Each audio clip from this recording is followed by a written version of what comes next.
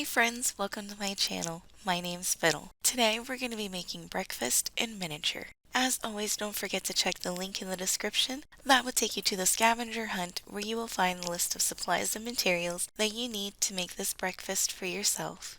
Okay, we're going to start with making the bacon first. Grab out two 1-inch round balls of clay, leave one ball white, and color the other one red in your choice of methods. I have used acrylic paints, chalk pastels, alcohol markers, regular pen ink, mica powders, lots of different methods to color. But my absolute favorite is alcohol markers.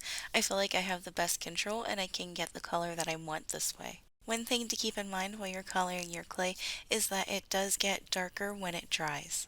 Once you have your color mixed, we're going to lay down a rectangle shaped piece of clay, but we kind of want it to be a little on the thick side. Next, we're going to start building up with some red, but we want to leave gaps in between, and there is no right or wrong pattern to this. You can put them however you like. I think I had around 6 layers in all, but your bottommost layer should always be white and your top layer should be red.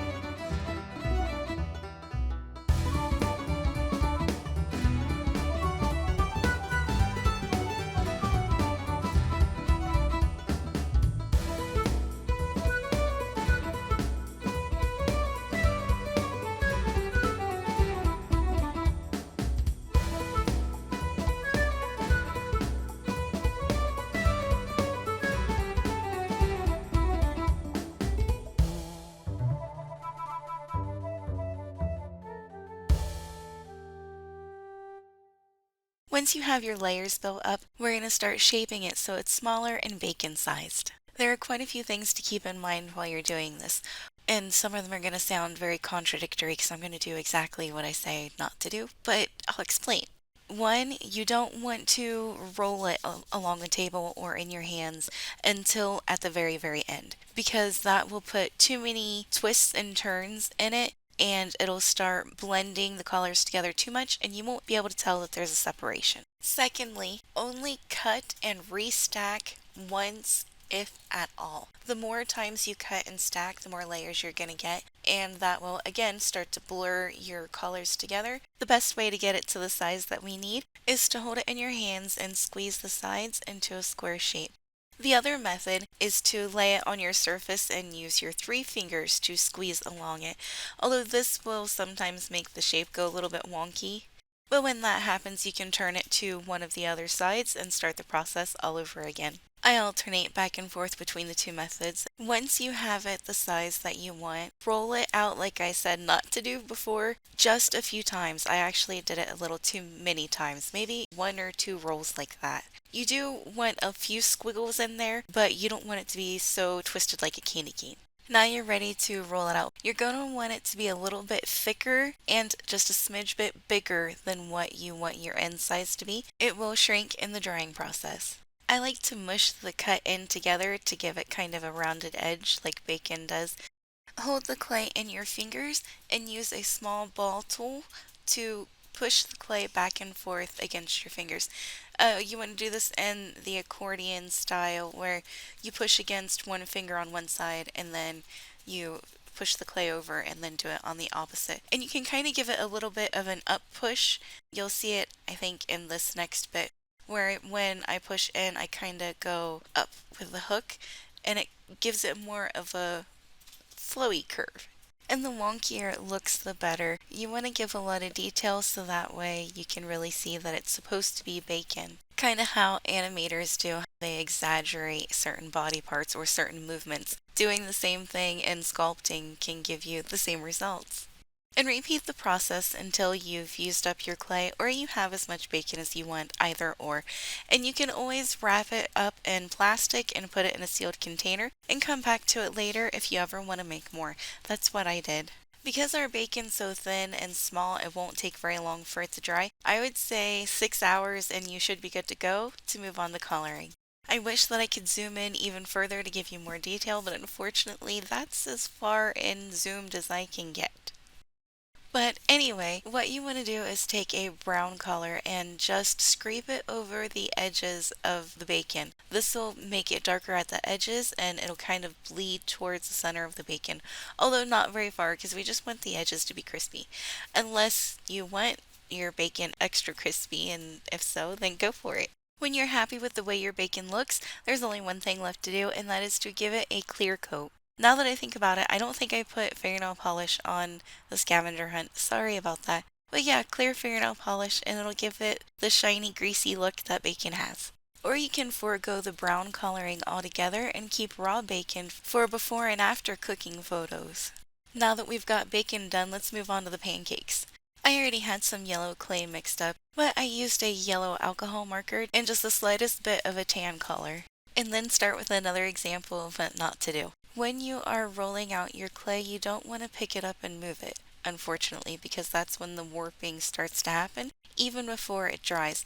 Because you're stretching the polymers, when it dries, they want to stay that way. Even if it doesn't look like it's going to warp and it's laying flat, sometimes it just does. The solution here is to turn your work surface, not your clay. That will avoid most of the warping. And now we go into random clay tools. You will need some sort of circle cutter and a piece of soft plastic like a grocery bag or saran wrap. Your circle cutter can be whatever size you would like, just keep in mind that this clay does shrink when it dries.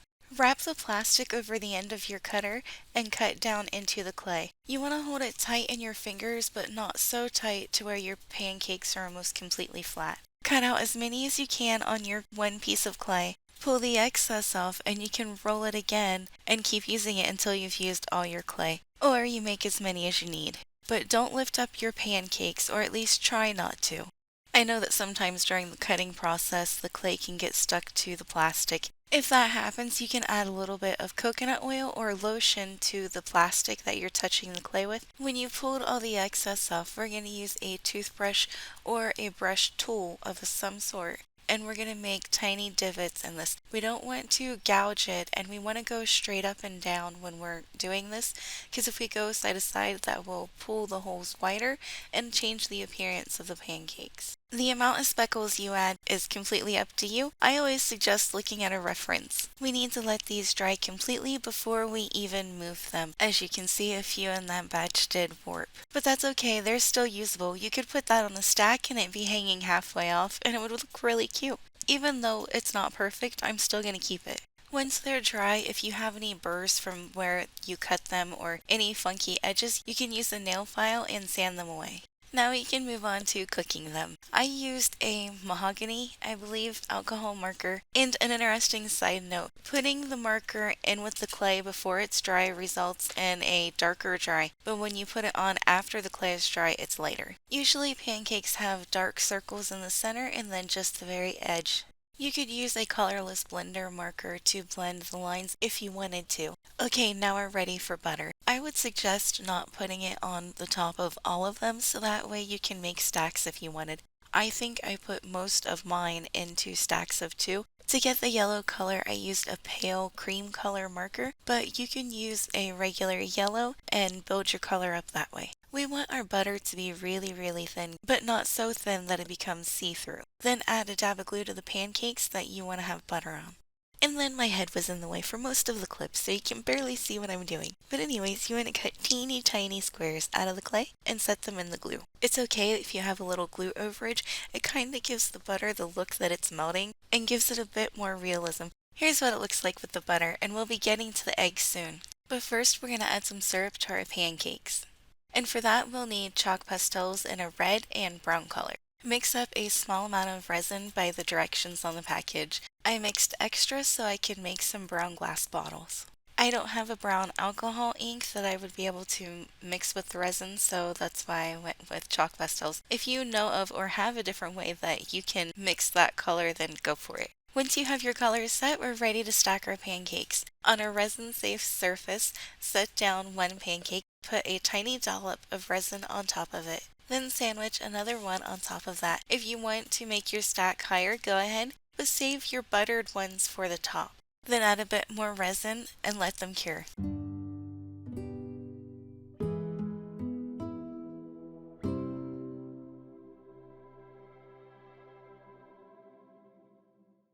And now we're ready to move on to the eggs.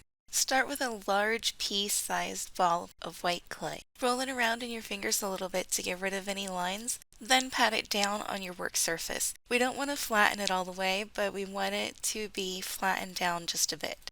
Then with your ball tool, go around the edge and randomly poke at it. The more varied in depth, the better it looks. And the eggs are going to be just like the pancakes, where once you put it down on your working surface, you're best not to move it or they'll go all wavy. Once you have all your dimples and divots set, give it a few pats to flatten it down on the top just a bit. Then use a bigger ball tool to put a divot right in the center. While they're still wet, we're going to add a dab of glue right in the center of each circle. White glue is fine for this and we don't need much. To get the color for the yolk, you can use a bit of the yellow that we used for the pancakes and add a bit of orange in with it. Roll a tiny ball in your fingers just big enough to fit inside the egg and then press it down just a little.